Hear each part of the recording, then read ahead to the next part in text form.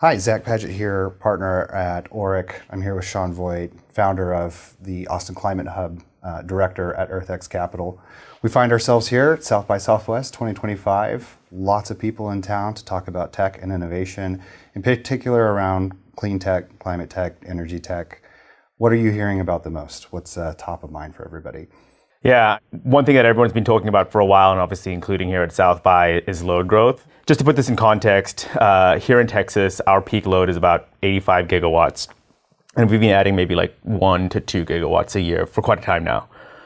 We are set to almost double that amount in the next 5 years. So up to 150 gigawatts. On the low end, up to 110, maybe 130, up to 150 gigawatts. So that's like 50 gigawatts of new load by 2030. And what's driving that generally? So great question. You hear a lot about the role of data centers and AI and compute, and that is a big deal, but it's actually also just other economic growth, in particular sort of at the industrial and the commercial level. So for instance, Houston is set to literally double its entire energy demand, and that's primarily actually sort of the port, other types of commercial and industrial, not so much actually data centers. So it is a whole mix. To get a kind of a sense for where this load is getting it filled, all you need to do is take a look at the interconnection pipeline. The interconnection pipeline is about 200,000 megawatts or 200 gigs of different types of projects that are trying to basically get interconnected into the grid.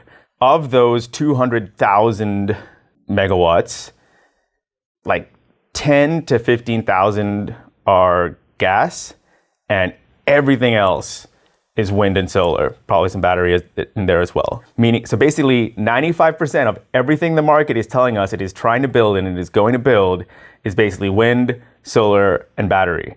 And the reason for this is multiple, but very simple. Number one, they are the cheapest and the fastest to build sources of energy, end to end, from sort of idea to sort of electrons flowing. It's about 3 years for solar and wind.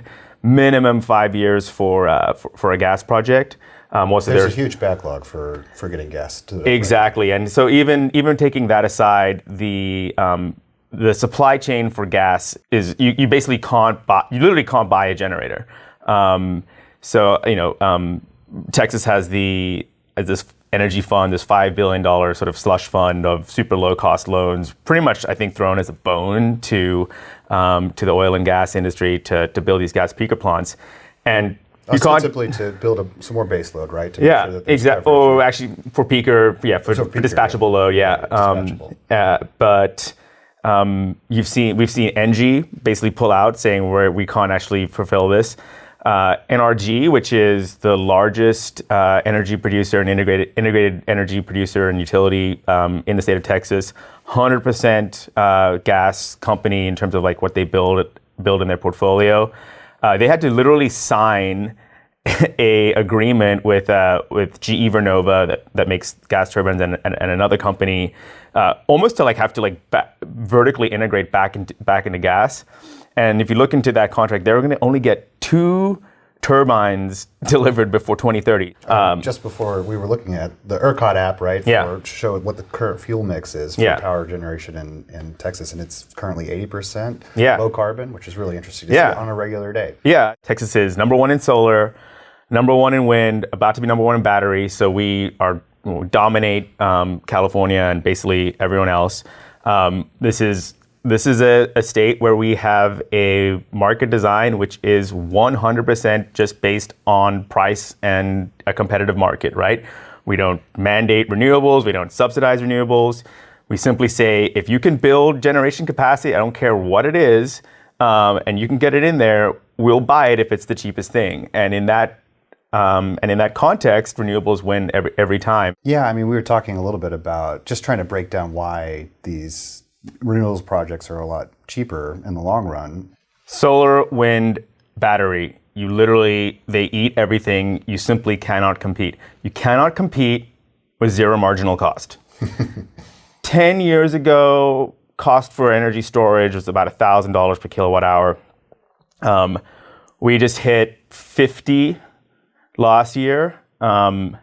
And we are rapidly approaching $25 a kilowatt hour for storage. Yeah. And then battery storage can also be located in strategic places. 100%. The transmission and distribution grid to basically get generation to the point of load.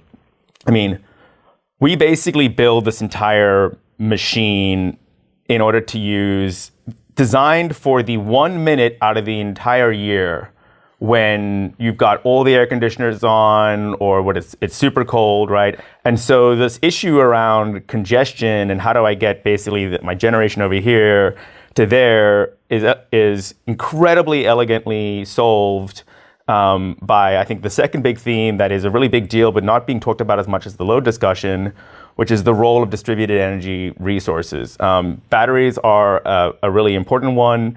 Rooftop solar is another one. And I think a really exciting theme that I think I'm excited about is the way that we're starting to see these decentralized resources start to actively participate in the grid edge. This is one thing where it is truly, at least at a system level, truly win-win. It is deflationary on costs. It is massively stabilizing to the grid in terms of reliability.